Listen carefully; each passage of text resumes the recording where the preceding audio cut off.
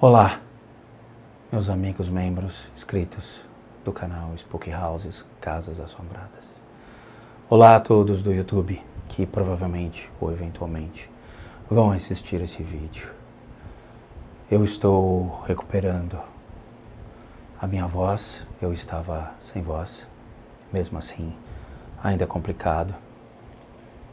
E eu venho contar o que eu passei com relação ao Covid-19, com relação ao vírus. Todo o processo de internação, todo o processo de recuperação, o que eu vi, o que eu presenciei, o que eu vivenciei e o que realmente me fez tirar forças para continuar a minha existência. A história é complicada, altos e baixos. Então, peço que tenham paciência, porque eu vou tentar ser bem detalhista em tudo aquilo que eu puder.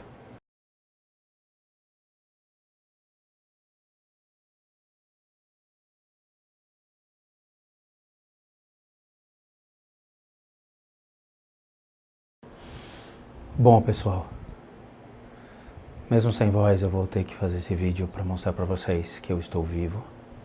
Por mais que muitas pessoas tenham mandado votos de morte para minha pessoa, por mais que muitas pessoas infelizes na vida, pessoas que não possuem o menor prazer da sua própria existência, mandaram mensagens de morte, eu consegui sair dessa enfermidade. Eu vi, vivenciei, passei. Tive 75% do meu pulmão tomado pelo vírus. 50% um, 25% outro. E eu vou contar para vocês tudo o que aconteceu, à medida do possível que a minha voz permitir. Tô com um calendário aqui só para lembrar as datas. Eu acredito que eu tenha contraído esse vírus entre a semana do dia 1º à semana do dia 6, entre 1 e 6 de março de 2021.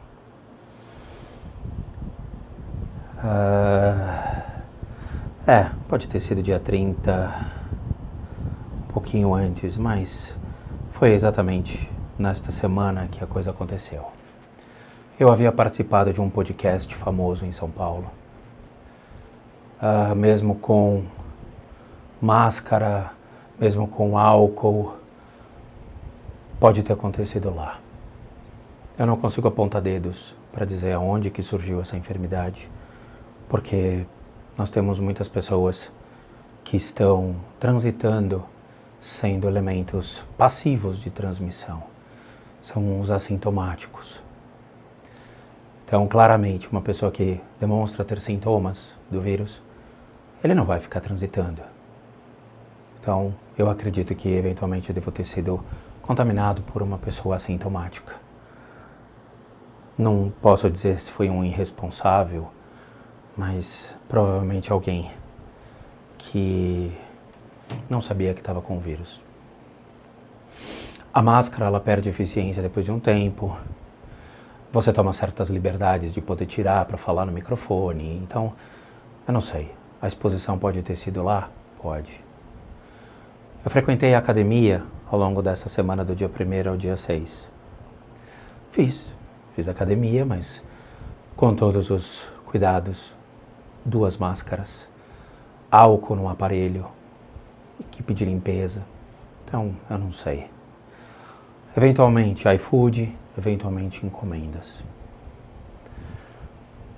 Mesmo com todos os cuidados e zelos que a gente ficou em casa durante 1 ano e meio, eu não escapei.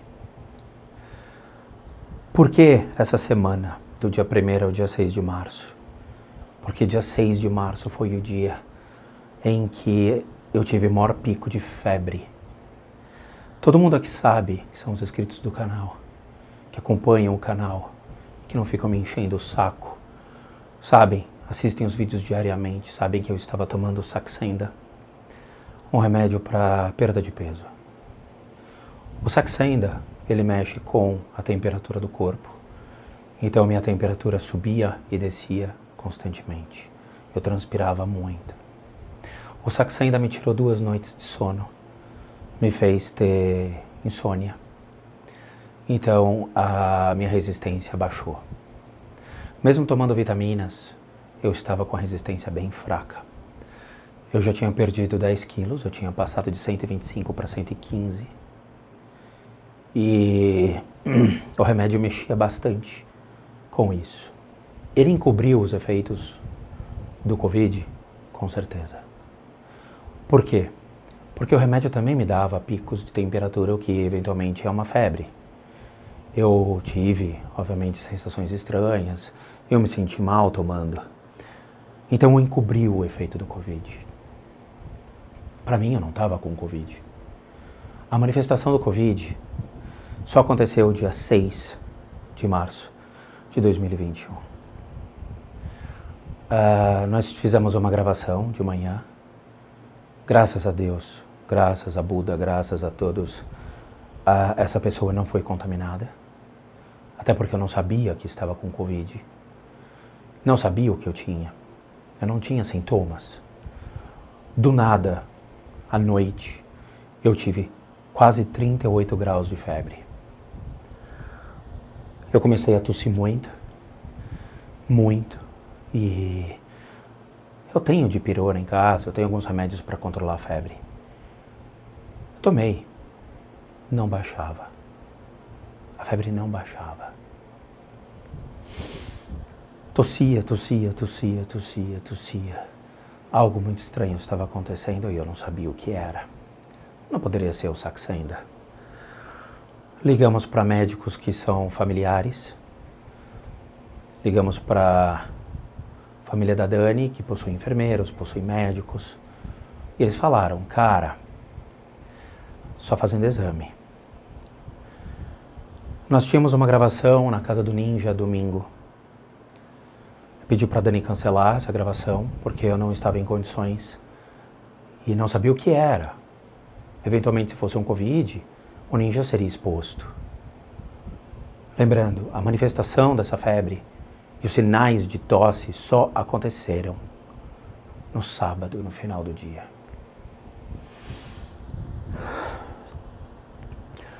Domingo, eu não tinha forças para sair da cama.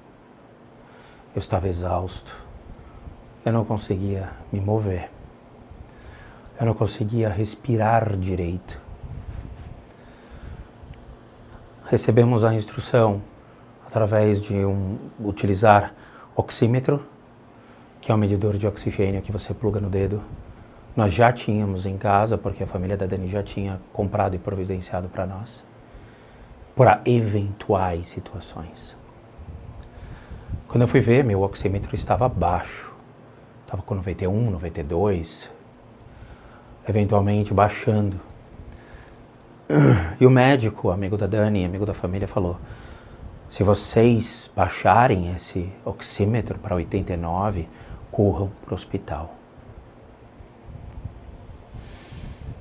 Eu olhei para a Dani e falei, olha, eu não vou esperar, vamos para o hospital.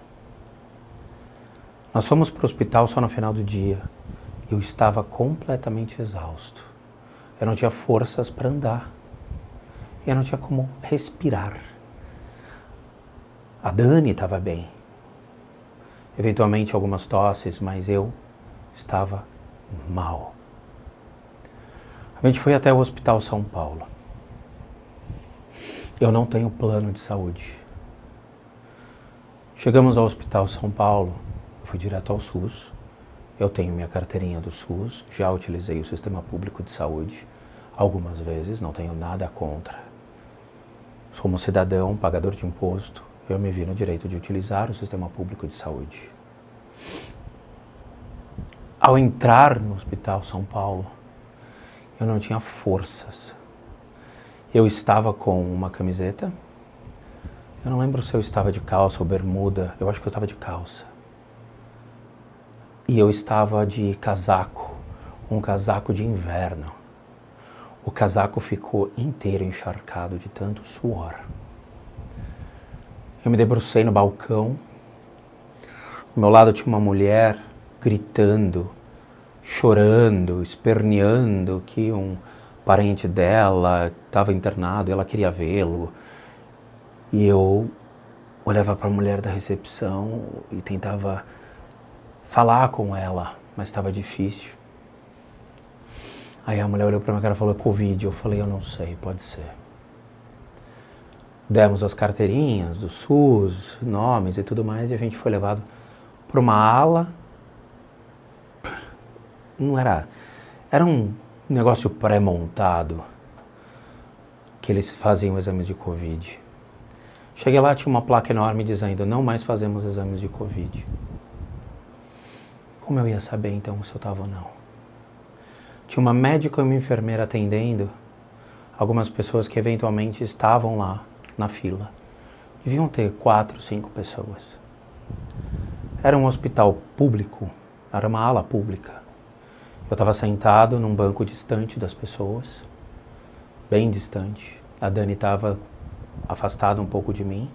Eu estava encharcado de suor. A Dani tinha levado uma mochila para uma eventual internação, caso fosse necessário. Essa mochila tinha calça, camiseta, algumas coisas. Peguei uma camiseta, a Dani me deu, eu fui até um banheiro, me troquei, tirei a camiseta encharcada de suor. Entrou um senhor, o senhor estava com a metade do crânio amassado para fazer teste de Covid. Ele não falava, ele tinha um papel escrito o nome dele e um responsável que o acompanhava. Eu lembro que talvez em 15 minutos eu tinha sido chamado. Veio uma enfermeira. O tratamento passava a distância, 2, 3 metros. Eu sentei numa cadeira fora da sala dela. Ela mediu minha pressão estava 13/8, uma pressão eventualmente alta. 13, 14/8 eventualmente alta. Minha temperatura estava 37,5 e 38. E eu já não estava respirando direito. A enfermeira falou, eu não sei se é Covid, a gente não tem exames. Você vai passar pela médica, a médica vai pedir um raio-x do seu pulmão. Leia-se um raio-x e não uma tomografia. Tá bom, mesma coisa. A Dani passou pela enfermeira, relatou as mesmas coisas. Tosse, um pouco de dor de cabeça, mal-estar no corpo. Mas não tem como comprovar. Passamos pela médica, uma menina extremamente jovem, quebrando um galho provavelmente, porque estava realmente sem saber o que fazer. Vamos fazer o raio-x. Fui até a porta do laboratório, a gente teve que dar uma volta no hospital. E estava demorando. Eu não quis saber, eu invadi, entrei. Tinham 2 funcionários assistindo jogo de futebol. E eu com a ordem médica na mão do raio-x. O cara me viu e falou, opa, raio-x, né? Eu falei, o jogo tá bom, né? Fui pro raio-x, tirei o raio-x, desci, fiquei na mesma sala de espera, distante de todo mundo.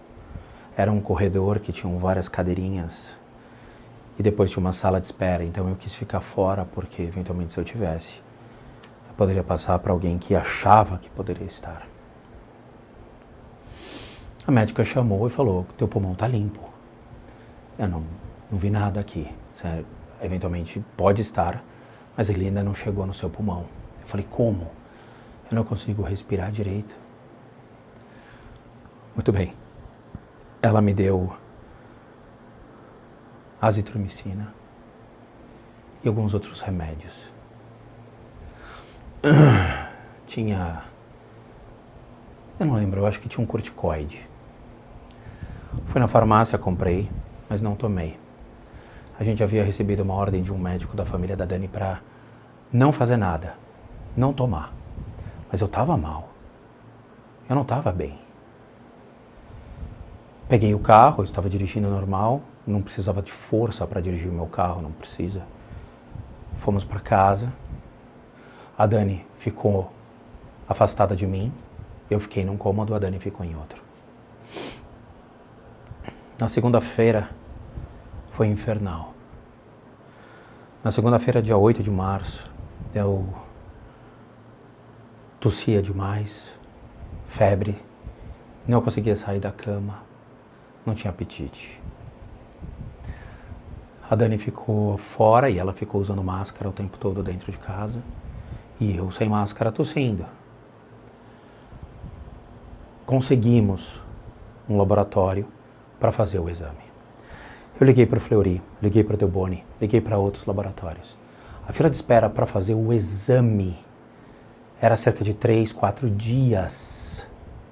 Para depois, 3, 4 dias, você pegar o resultado.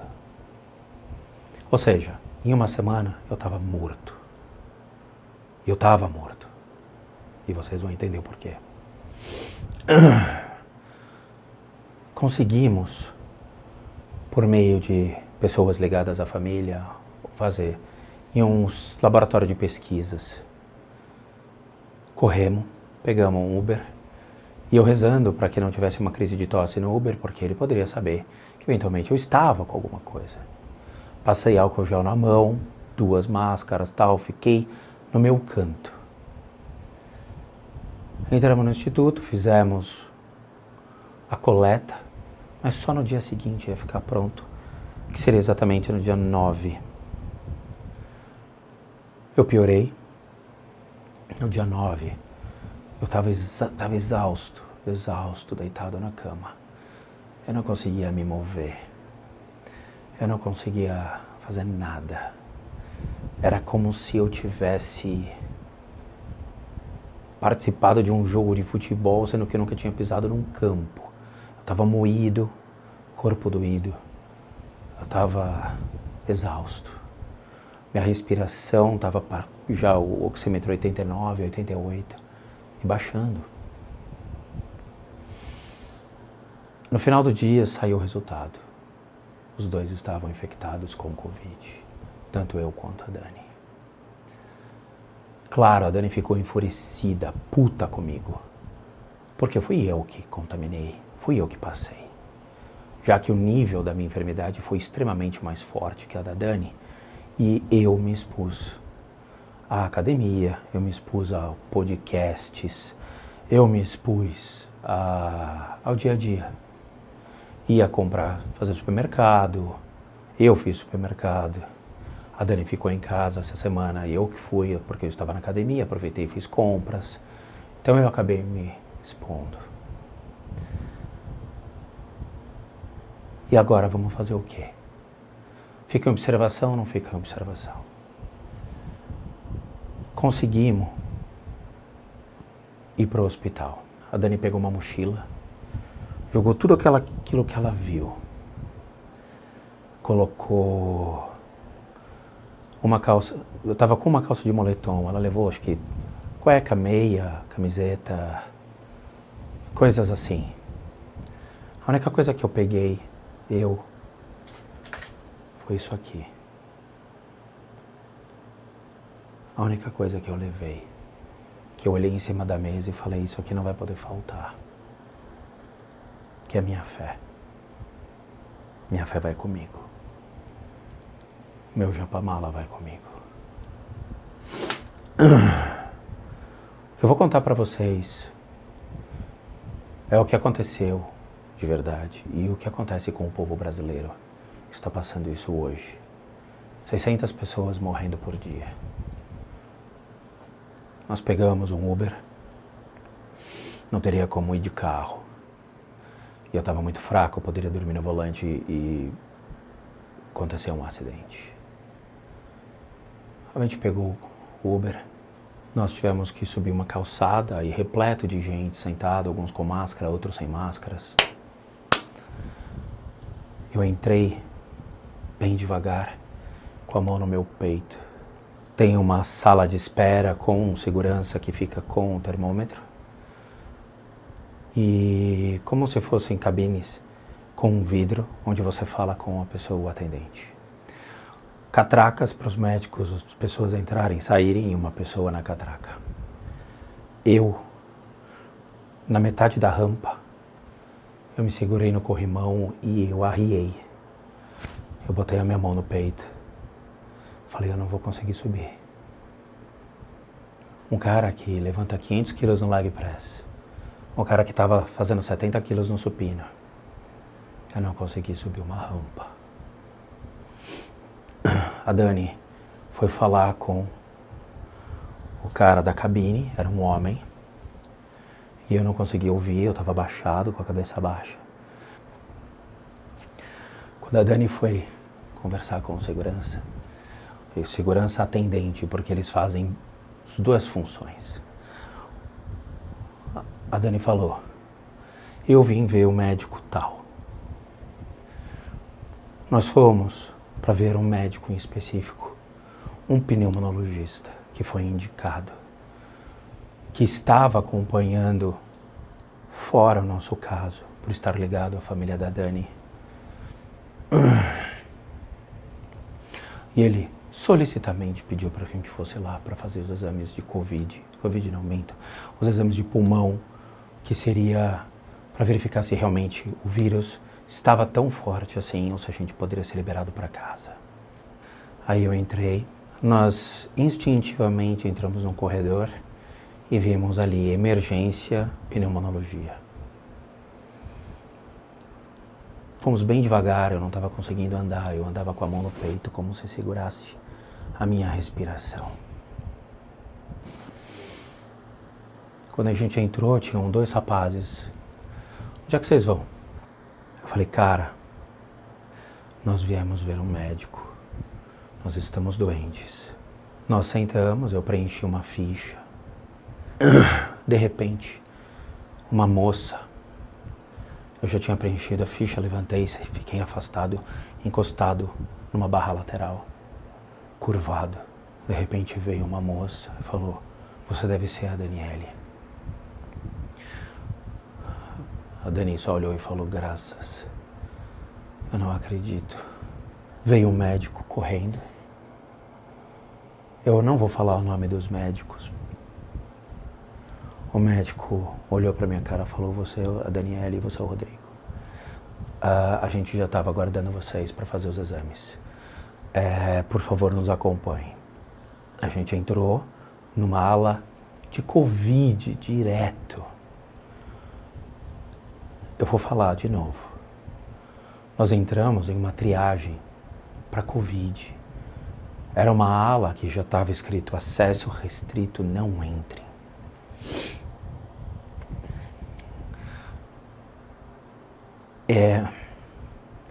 A sala, ela era uma sala pequena, onde tinha uma maca, a mesa e a cadeira do médico e um terminal, onde media oxímetro, pressão, temperatura.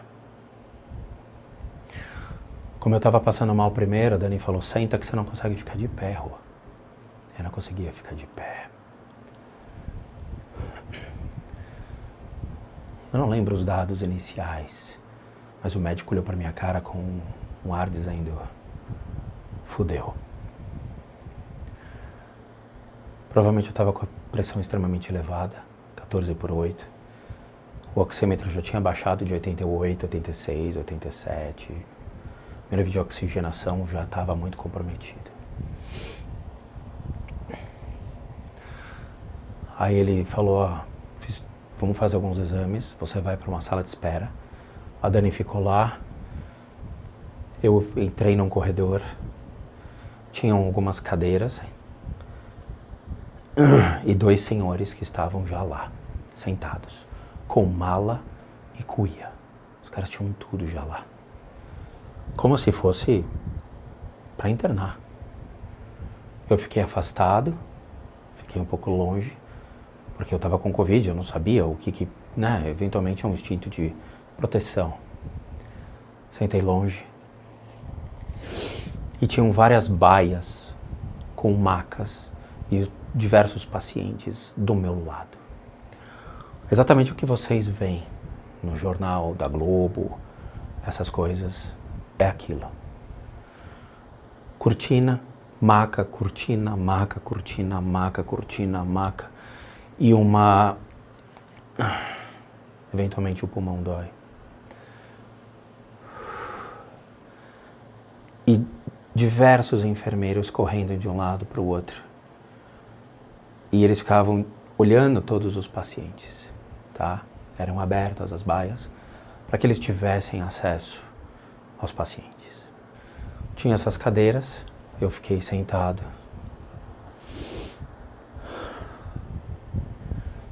Esperando a Dani. A Dani veio, sentou do meu lado e a gente ficou horas aguardando. Tira sangue, cheguei a fazer alguns exames na hora, coleta isso, coleta aquilo, tal, vamos fazer uma tomografia. Ok. Eu fui andando bem devagar, a enfermeira me levou. Nunca tinha feito uma tomografia. Tinha que pegar o elevador, fomos para outro andar. E eu tentei sempre manter o bom humor. Eu brincava com as moças, as enfermeiras.